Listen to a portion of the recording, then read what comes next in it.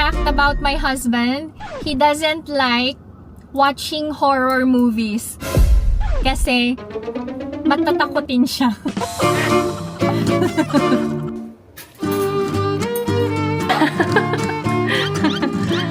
Sobrang hindi masarap.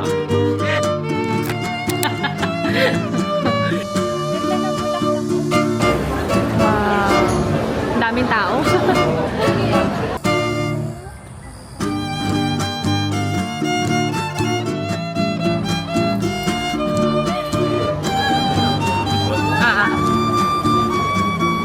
Magandang idea itong pinuntahan namin, ha. Magawa nga sa farm someday. Annyeong! Annyeong! Hi everyone! Welcome back to my channel, and this is Pinay Mom in South Korea. Samahan niyo ako ngayong araw na to. Diyan lang kayo. Si Ina nasa Seoul kasama yung mga friends niya, gala-gala. Si Ijun, may class siya sa Korean Academy. So, hindi namin sila kasama. Pupunta kami ni Alex sa Home Plus kasi bankrupt na yon. Kaya yung mga stores ay isasara na. Napanood namin sa news na lahat ng mga tinda doon naka-sale. Baka may maabutan pa kami. So sabi ko sa asawa ko, tara, mag-shopping tayo sa Home Plus. Sama na kayo to netizens. Ano kaya mabibili namin? Diyan lang kayo.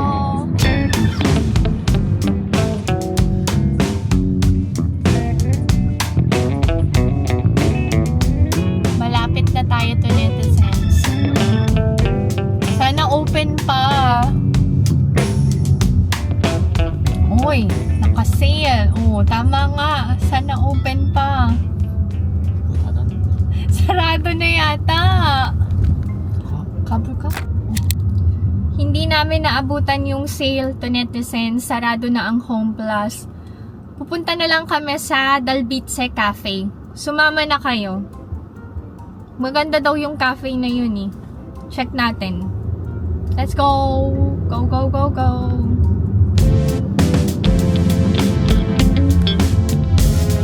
Dalbitse Bakery and Cafe. Yung cafe is nasa ilalim ng bridge.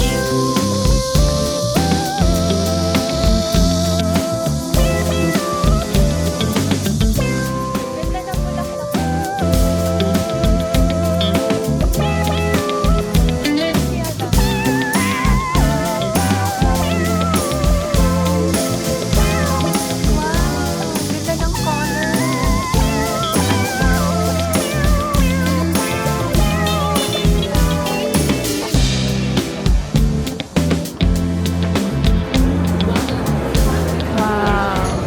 Daming tao.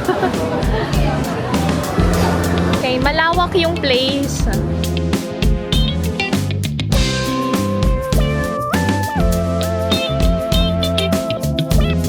Magandang idea itong pinuntahan namin, ha. Magawa nga sa farm someday. Ang lawak ko. May park na din. Ayan, oh. Ah.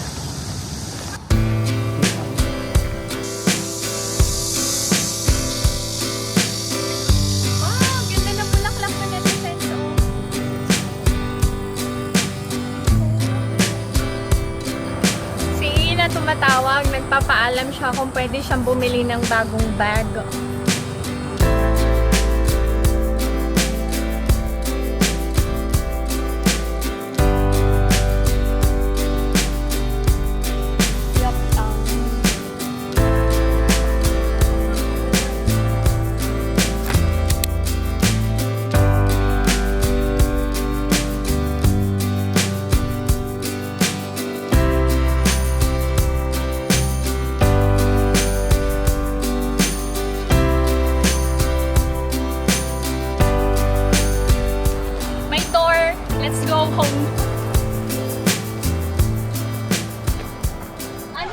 Annyeong! Ayaw! Dito.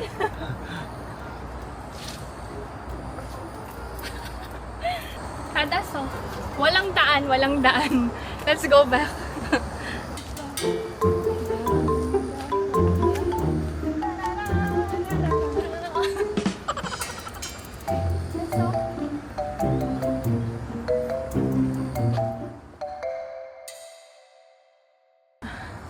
Army siguro yung may-ari nito. Ang hilig sa purple.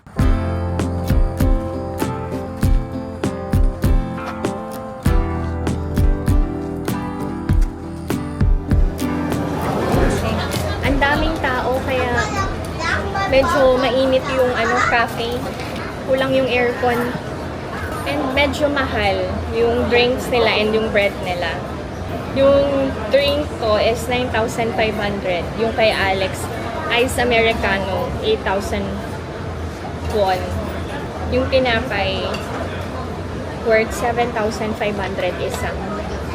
This is the reason why hindi na ako mahilig mag-cafe. Kasi yung inumin and tinapay sa cafe, pwede ng heavy meal sa restaurant. I-recommend ko ba tong cafe na to? Hindi to netizens. First and last na punta na namin dito. Kasi may mas magandang cafes na nag-o-offer ng mas murang drinks and bread. Tapos wala pang plate. Yung tinapay. Mas okay yung pinupuntahan naming cafe sa Paltang area. Ito nga.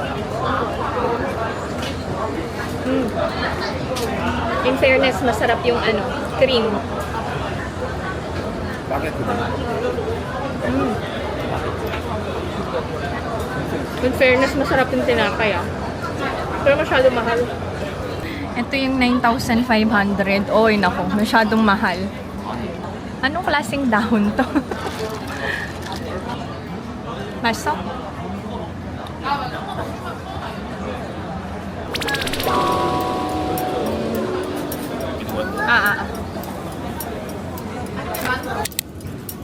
Masarap naman yung drinks and yung tinapay to netizens. Yun nga lang masyadong mahal.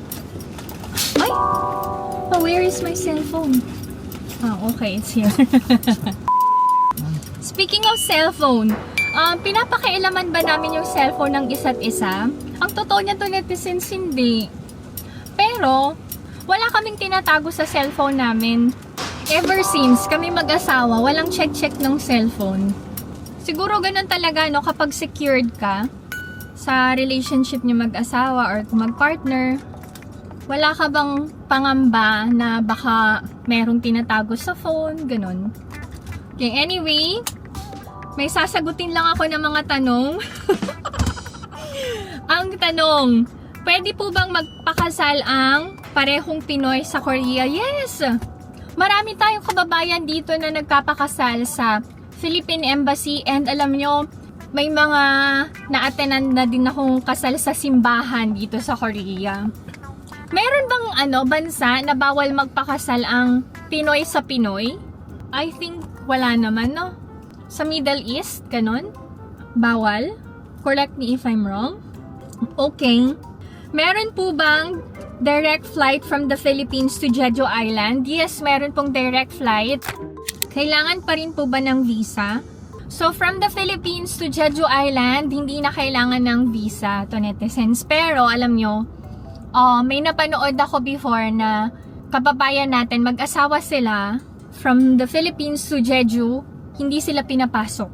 Pinabalik sila sa Pilipinas to netizens. Bakit?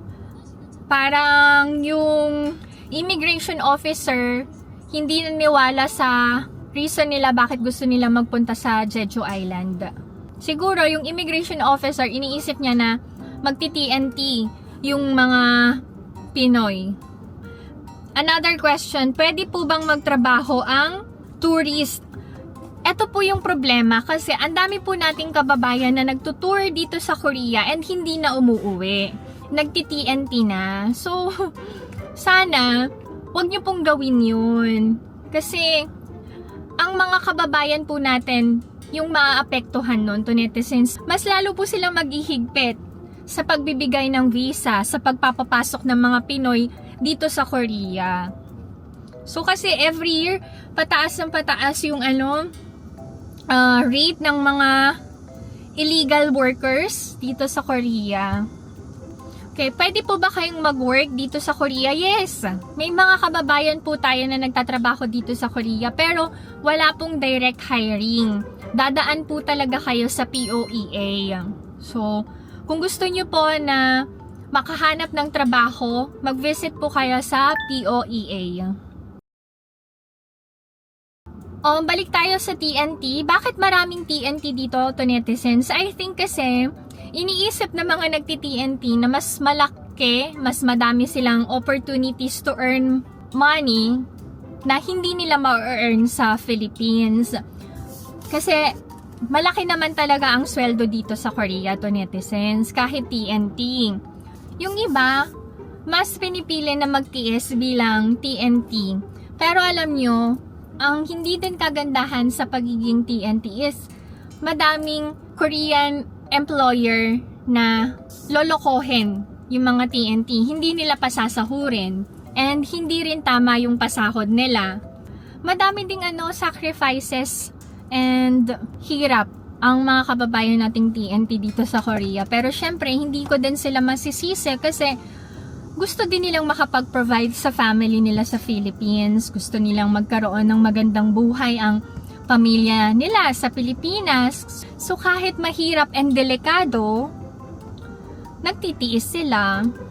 But I don't encourage na mag-TNT to netizens. Ang hirap. Lalo na kapag nagkasakit, walang insurance.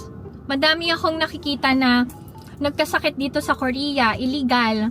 Tapos ang laki ng bill sa ospital, hindi mabayaran, nanghihingi sila ng tulong.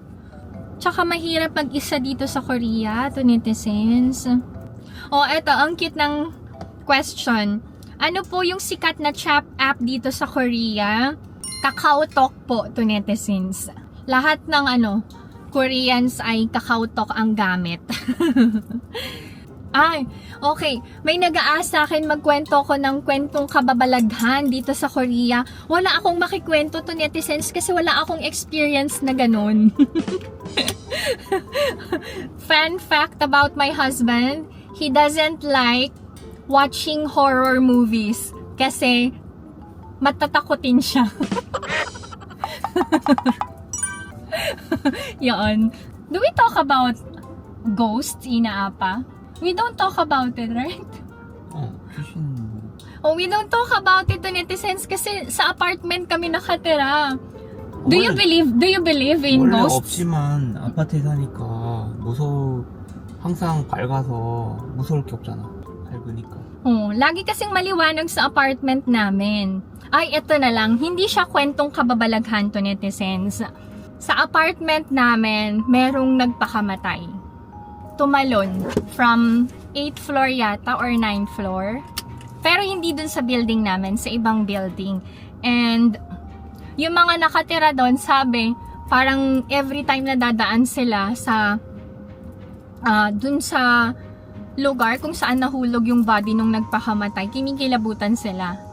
Nung bago yung news na yun, natakot ako to netizens. Parang feeling ko, nakasunod yung yung kaluluwa nung nagpakamatay kasi nanghihingi siya ng tulong, ganyan. Bakit nagpakamatay? Sabi nila daw, depressed, ganon. Okay. Special request, mega shoutout po, Mrs. Karen Soriano from Ilocos Norte. Okay. Yun lang to netizens. Let's go? Okay. Hindi pa tapos ang araw namin. Diyan lang kayo. Nandito kami ngayon sa Yonde Outlet. Si Ina, nag-ask siya ng favor kung pwedeng bilhin ko yung blouse na nagustuhan niya. Sabi niya, Mami, bilhin mo na. Baka maubusan ng size. Naka-sale kasi.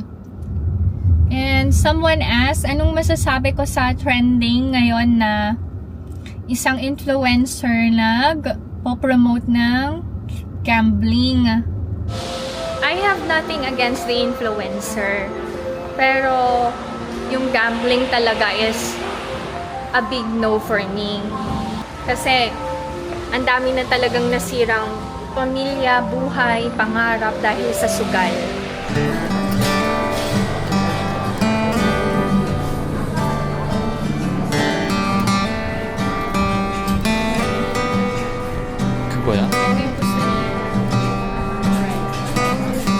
nakabili na kami. Check namin dito sa Hanaru Mart yung bagong open na pharmacy.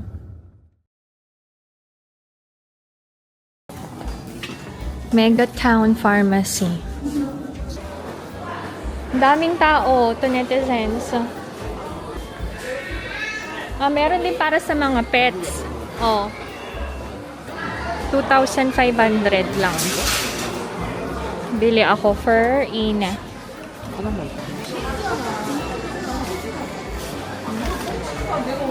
Magnesium. Bili ako ng pang-cold. Mas mura nga dito to netizens. 8,001 lang to netizens. Grabe, ang daming mabibili dito to netizens. Mura lang. Pag may opening, ganito ang pinapadalang bulaklak. Totoo ba to? Fake to netizens.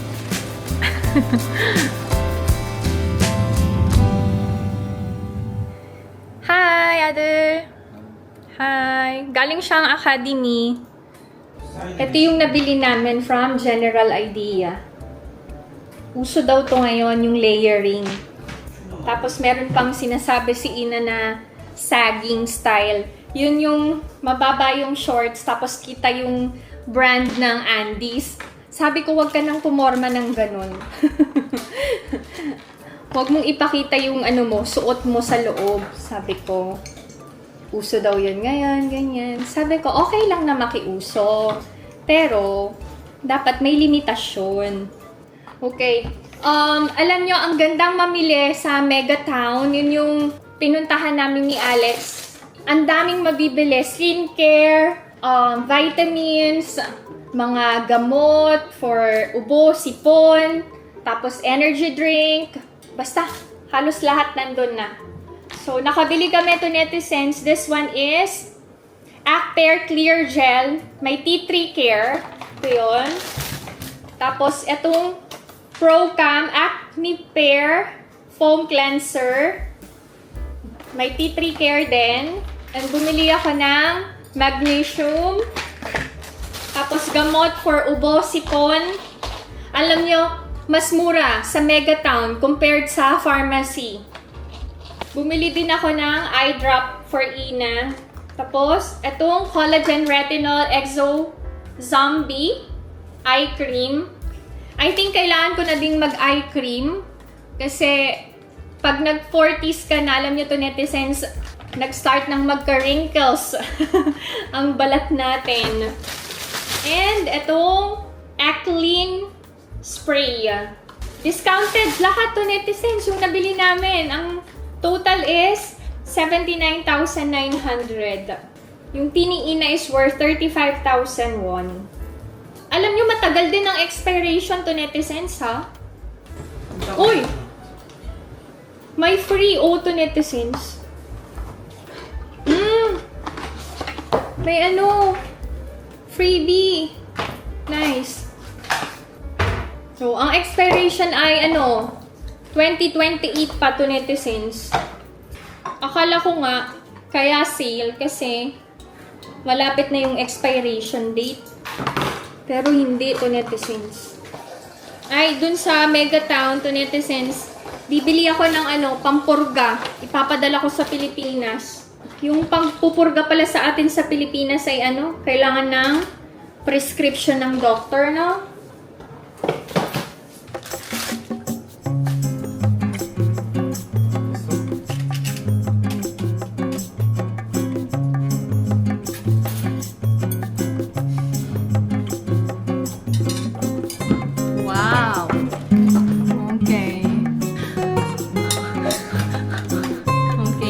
Niluto niya yan.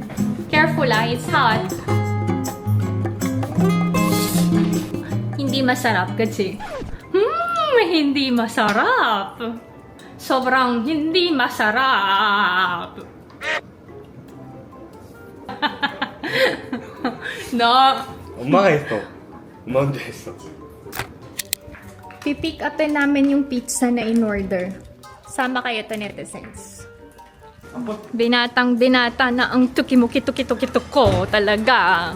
Request ni Ina yung pizza eh. Domino's. Nuna ka mabayo.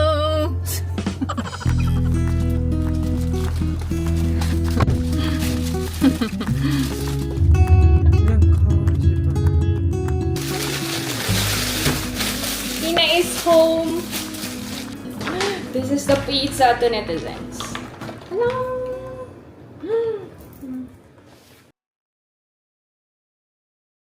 May mga promo dito sa Korea to netizens. May 50% off, ganyan. So, itong pizza, gamit yung membership namin, 50% off.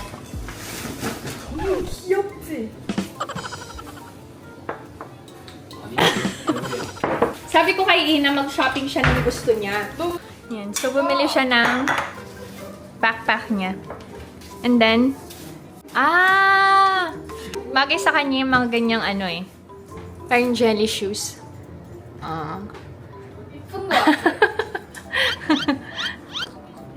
Kain tayo. 엄마 왜 이렇게 내 친구를 남자로 의심하는 거야? 아니, 목소리 계속 남자 목소리 나와가지고. 내 친구가 좀 잘생기긴 했어 여자친구. 뭐야? 너 톰보이야? 여자 좋아해? 그건 아니야. Akala namin may pagka-tomboy si Ina. Kasi nagagandahan siya sa mga friends niya. Buti malinaw. Sabi niya hindi naman daw niya gustong ligawan.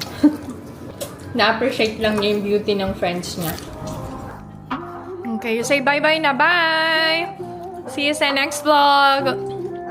Okay, see you sa next vlog to netizens. Bye! Love you. Bye.